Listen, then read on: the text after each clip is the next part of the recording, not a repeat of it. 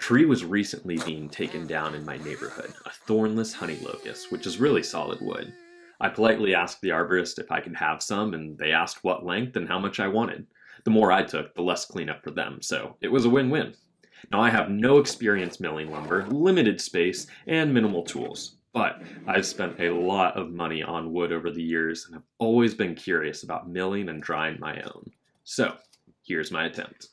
I know I don't have the right tools for this job, just a small steel chainsaw with a 13-inch bar. But I've always believed that what I lack in tools or experience, I can make up with hard work. But this project may have just proven in classic fashion that I'm flat out wrong.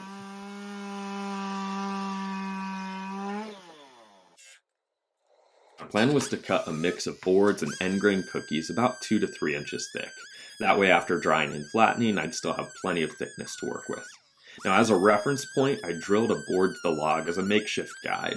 There are a lot of ways to guide a chainsaw, from simple DIY contraptions to expensive attachments, to even basic string and levels, but my bar is too short for most of these, and I didn't want to buy more tools for this test since the whole point of this experiment was to save money.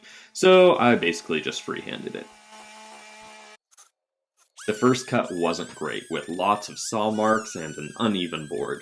Now, I don't mind flattening the boards after they dry, I know this is inevitable, but uneven thickness means different parts dry at different rates, which causes more cracks. So even boards are the goal.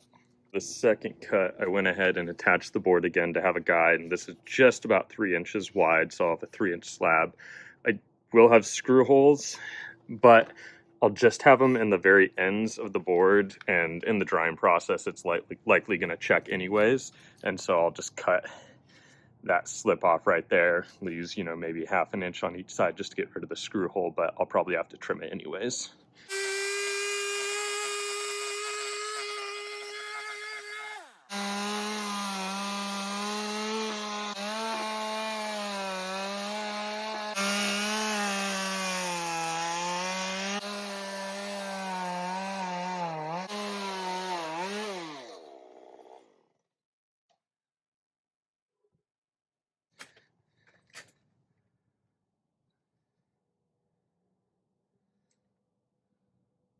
Now, chainsaw maintenance is worth mentioning here. Lots of gas, chain oil, and frequent sharpening. Now, progress without sharpening was painfully slow, but with just a few minutes on the file, it made a noticeable difference on the cut. Still though, with this much use on a small chainsaw, it dulled pretty quickly. So right now I'm thinking some of these larger ones is what I'll get end grain cuts from. Those will make good end tables and stuff like that. And then for ones like this that are longer, they're pretty darn straight, not many knots, that's what I'm going to cut into boards. Hey, if you're enjoying this video so far, please give it a like. That signals YouTube to show it to more people, which helps me out. Or if you're hating this, feel free to click thumbs down so I know to stop making YouTube videos. Most of this footage is sped up anywhere from 4 to 20 times speed, but here's a shot of how slow this actually went in real life.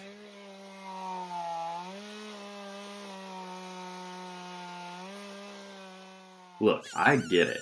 I know it's painful to watch how slow this is going, so I'll just go ahead and fast forward all the shots after this. Honestly, this was way more exhausting than I expected. At one point, I even stood the log up for more leverage. It did help a bit, but my cut wasn't as straight, and it probably wasn't the safest move.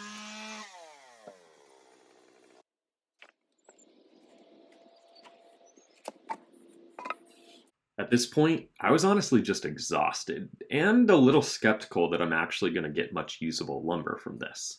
I know my cuts were pretty rough, which can mess with the drying process, so I decided to cut up the rest for firewood.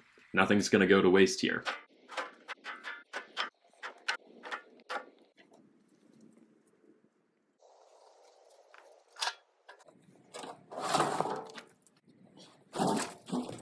Because I'm just as much of a nerd about gardening as I am woodworking, you already know I saved all the sawdust for my compost pile, so big wins all around.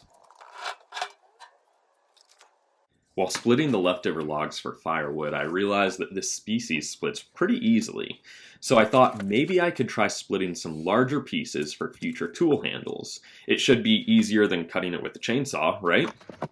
Well, wrong. So, just like with my tiny chainsaw, I clearly didn't have the right tools for this. All I had was a hammer, a broken axe head, and a single metal wedge. So getting the split started was a little tricky, but I was able to get it going with the axe. Then I could fit in the wedge and the old axe head. Now, at first, they got stuck, so I cut a few wooden wedges. They really didn't do much, but I at least was able to free the metal wedge.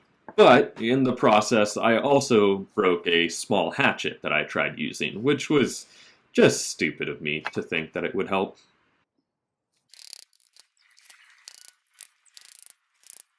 So eventually I was able to get into a rhythm of alternating the axe and the wedge, and I managed to split the wood into quarters. But to think that I could do this with none of the right tools and make it easier than using a chainsaw was, well, just stupid. But now I don't have to wonder, I can confirm for sure. It is not easy trying to mill your own lumber with all of the wrong tools. Now it was on to drying. Lumber takes a long time to dry, about a year per inch of thickness as a general rule of thumb. Now I'm storing it in my shed, which isn't ideal since there's not much air circulation, but it's all I've got. To reduce cracking, it's important to seal the end grain. Now end grain dries faster than the rest of the board, which can cause cracks, so sealing it slows things down and helps the wood dry more evenly.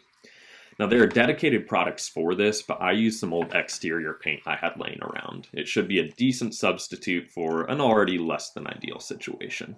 Stacking lumber off the ground with even spacing is crucial to prevent mold. I used 3/4 inch wood stickers and pressure treated boards for the bottom layer. Now, as most woodworkers can relate, I was pretty excited to find a purpose for all those scraps that I had lying around. I knew I wasn't crazy for saving them all those years.